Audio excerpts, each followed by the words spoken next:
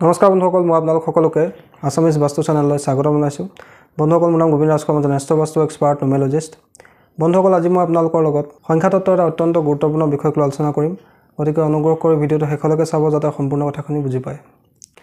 বন্ধুসকল, আজি মই আপোনালোকৰ লগত আলোচনা কৰিবলৈ আগবাঢ়িছোঁ জন্ম তাৰিখৰ এনেকুৱা এটা সংখ্যাৰ বিষয়ে যিটো আপোনাৰ জন্ম তাৰিখত যদি আছে তেন্তে আপুনিও এজন অত্যন্ত লাকি ব্যক্তি, ভাগ্যশালী ব্যক্তি। বন্ধুসকল, সংখ্যা তত্ত্বত কোৱা হৈছে যে প্ৰত্যেকটো সংখ্যাৰ লগত এটা এটা গ্ৰহ জড়িত হৈ আছে।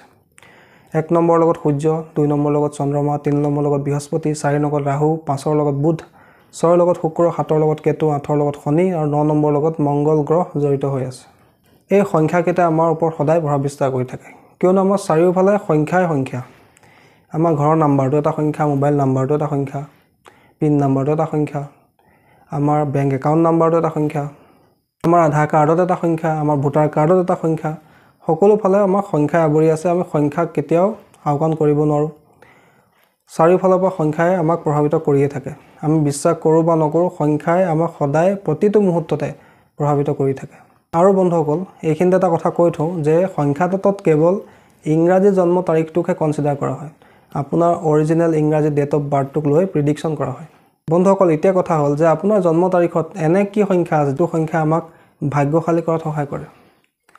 বন্ধুসকল, সেই সংখ্যাটো হৈছে 5।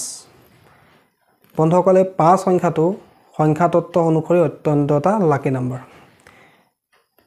বিখ্যাত ব্যক্তিবিলাকৰ আপোনালোকে যদি জন্ম তাৰিখবিলাক চেক কৰে, আপোনালোকে চাব যে প্ৰত্যেকৰ জন্ম তাৰিখত এই 5 সংখ্যাটো আছেই।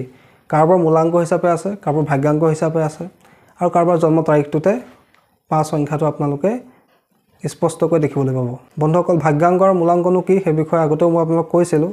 মূলাংক হৈছে আমাৰ জন্ম তাৰিখত টোটেল কৰি যিটো সংখ্যা পোৱা যায় সেইটোৱে হৈছে মূলাংক। ধৰি লওক আমি যদি 5 তাৰিখে জন্ম হৈছোঁ তেন্তে আমাৰ মূলাংক 5। যদি 14 তাৰিখে জন্ম হৈছোঁ তেতিয়াও আমাৰ মূলাংক 5। কিয় 4 লগত এক যোগ কৰিলে টোটেল কৰিলে 5 ওলাব। তাৰোপৰি ভাগ্যাংক হৈছে আমাৰ গোটেই জন্ম তাৰিখটো যোগ কৰি যিটো সংখ্যা পোৱা যায়। ধৰি ল'লোঁ গোটেই জন্ম তাৰিখটো আমি যোগ কৰি 22 সংখ্যাটো পালোঁ। এতিয়া 22ক ছিংগুল ডিজিট কৰিলে 2 লগত 2 4 হ'ব। গতিকে আপোনাৰ মূলাংক যদি 5 হয় তেন্তে গোটেই জন্ম তাৰিখটো সংখ্যাকেইটা যোগ কৰি ছিংগুল ডিজিট কৰি যিটো সংখ্যা পাম সেয়া হ'ব আপোনাৰ ভাগ্যাংক। আৰু বিখ্যাত ব্যক্তিৰ জন্ম তাৰিখত আপোনালোকে 5 সংখ্যাটো নিশ্চয় দেখিবলৈ পাব। এই 5 সংখ্যাটো হৈছে বন্ধুসকল বুধ গ্ৰহৰ সংখ্যা। সংখ্যা তত্ত্ব অনুসৰি অত্যন্ত এটা লাকি নাম্বাৰ, যি সংখ্যাৰ লগত কোনো সংখ্যাৰ কোনো শত্ৰুতা নাই।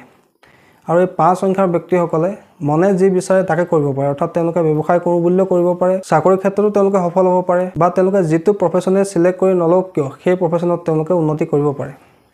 বন্ধুসকল, 5 সংখ্যাটো হৈছে আমাৰ স্থায়িত্বতাৰ সংখ্যা, ষ্টেবিলিটিৰ সংখ্যা। 5 সংখ্যাটো হৈছে আমাৰ বুদ্ধি, আমাৰ আইডিয়া।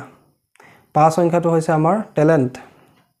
5 সংখ্যাটোৱে আমাৰ জীৱনত ষ্ট্ৰাগল কম কৰাত সহায় কৰে, কম পৰিশ্ৰমতে আমাক উন্নতি লাভ কৰাত সহায় কৰে। সেইকাৰণে সংখ্যা তত্ত্বত 5 সংখ্যাটোক অত্যন্ত লাকি সংখ্যা বুলি গণ্য কৰা হৈছে। তাৰোপৰি সংখ্যা তত্ত্বত এই 5 সংখ্যাটো অবিহনে কোনো ৰাজযোগ সম্পন্ন নহয় বুলি কোৱা হৈছে। যিহেতু 5 সংখ্যাটো হৈছে বুদ্ধি, যাৰ বুদ্ধি ভাল নাই সি কেনেকৈ উন্নতি কৰিব পাৰিব। যাৰ বুদ্ধি ভাল নাথাকে সি ভালকৈ ডিচিশ্যনেই ল'ব নোৱাৰিব, সিদ্ধান্তই ল'ব নোৱাৰিব। জীৱনলৈ যিখিনি সুবিধা আহিব সেইখিনি সুবিধা তেওঁ ভালকৈ গ্ৰহণেই কৰিব নোৱাৰিব, সিদ্ধান্তই ল'ব নোৱাৰিব। গতিকে এই 5 সংখ্যাটো আমাৰ জীৱনত এটা অত্যন্ত গুৰুত্বপূৰ্ণ ভূমিকা পালন কৰে। গতিকে সংখ্যা তত্ত্বত এই 5 সংখ্যাটোক অত্যন্ত লাকি নাম্বাৰ বুলি গণ্য কৰা হৈছে। যদি আপুনিও যিকোনো ইংৰাজী মাহৰ 5 তাৰিখে জন্ম হৈছে, 14 তাৰিখে জন্ম হৈছে, 23 তাৰিখে জন্ম হৈছে তেন্তে আপুনিও এজন ভাগ্যশালী ব্যক্তি, কিয়নো মূলাংক হিচাপে আপুনিও 5 সংখ্যাটো লগত লৈ আহিছে। কিন্তু বন্ধুসকল, আচৰিত হ'লেও সঁচা যে পৃথিৱীৰ 80% ব্যক্তিৰে জন্ম তাৰিখতে 5 সংখ্যাটো নাথাকে। আৰু এই 5 সংখ্যাটো নথকাৰ কাৰণে তেওঁলোকে জীৱনত বিভিন্ন ধৰণৰ ষ্ট্ৰাগল কৰিব লগাত পৰে, বহুত বেছি পৰিশ্ৰম কৰিব লগাত পৰে, বহুত পৰিশ্ৰমৰ অন্তত তেওঁলোকে উন্নতি কৰিবলৈ সক্ষম হয়। যদি আপোনাৰ 5 সংখ্যাটো থাকে তেন্তে আপুনি কম পৰিশ্ৰমতে সফলতা লাভ কৰিবলৈ সক্ষম হ'ব। যদি এই 5 সংখ্যাটো থাকে আপুনি জীৱনত ষ্টেবিলিটি মেইনটেইন কৰি ৰাখিব পাৰিব। অৰ্থাৎ আপুনি জীৱনত বেছিকৈ আপছ ডাউনৰ সন্মুখীন হ'ব লগা নহয়। তাৰোপৰি যিখিনি আপোনাৰ জীৱনলৈ সুবিধা আহিব সেইখিনি আপোনালোকে ভালকৈ ল'ব পাৰিব। জীৱনত ৰাইট টাইমত ৰাইট ডিচিশ্যন আপোনালোকে ল'ব পাৰিব। গতিকে এই 5 সংখ্যাটো আমাৰ উন্নতি প্ৰগতিৰ কাৰণে অত্যন্ত ইম্পৰ্টেণ্ট। এতিয়া কথা হ'ল প্ৰত্যেকৰে জন্ম তাৰিখততো 5 সংখ্যা নাথাকে। এতিয়া আমি 5 সংখ্যাটোৰ আশীৰ্বাদ কেনেকৈ লাভ কৰিম? তাৰ কাৰণে আমি বিভিন্ন ধৰণৰ ৰিমেডিজ কৰিব পাৰোঁ। যদি আমাৰ 5 সংখ্যাটো নাই তেন্তে আমি সদায় গাই গৰুক সেউজীয়া শাক পাচলি খুৱাব লাগে। দ্বিতীয়তে সৰু সৰু ল'ৰা ছোৱালীক আমি গ্ৰীণ কালাৰ টফি খুৱাব লাগে বা সৰু সৰু ল'ৰা ছোৱালীক আমি সেউজীয়া ৰঙৰ কাপোৰ দান কৰিব লাগে। প্ৰত্যেক দিনে আমি মগুমাহ তিয়াই ৰাখি সেই মগুমাহ বনৰীয়া চৰাইক খুৱাব লাগে। আৰু তাৰ লগতে নিজে যিমান পাৰি গ্ৰীণ কালাৰ বস্তু ব্যৱহাৰ কৰিব লাগে। ধৰি লওক গ্ৰীণ কালাৰ চাৰ্ট হওক, গ্ৰীণ কালাৰ পেন হওক, গ্ৰীণ কালাৰ ৰুমাল হওক ইত্যাদিবিলাক আমি ব্যৱহাৰ কৰিব লাগে। যদি আমি এইখিনি উপায় কৰিবলৈ লওঁ, লাহে লাহে আমাৰ জীৱনত 5 সংখ্যাৰ আশীৰ্বাদ লাভ হ'বলৈ লয়। আৰু এই 5 সংখ্যাই আমাক জীৱনত উন্নতিৰ ক্ষেত্ৰত সহায় কৰে। তাৰোপৰি আমি আমাৰ নিজৰ নেম নাম্বাৰটো 5 সংখ্যালৈ লৈ যাব পাৰোঁ। এনে কৰিলেও আমি 5 সংখ্যাৰ আশীৰ্বাদ লাভ কৰিব পাৰোঁ। বন্ধুসকল, এইদৰে যদি আপোনাৰ জন্ম তাৰিখত এই 5 সংখ্যাটো নাই আৰু 5 সংখ্যাটো নথকাৰ কাৰণে আপুনি বিভিন্ন ধৰণে ষ্ট্ৰাগল কৰিব লগা হৈছে, পৰিশ্ৰম কৰিব লগা হৈছে, তেন্তে আপোনালোকে এই মই দিয়া উপায়কেইটা কৰিব পাৰে। বন্ধুসকল, জন্ম তাৰিখত কি এনে সংখ্যা আছে যিটো সংখ্যাই আমাক অত্যন্ত লাকি ব্যক্তি হিচাপে পৰিণত কৰাত সহায় কৰে? আশা কৰিছোঁ আজি আপোনালোকৰ এই বিষয়টো সম্পৰ্কে জানি ভাল লাগিলে।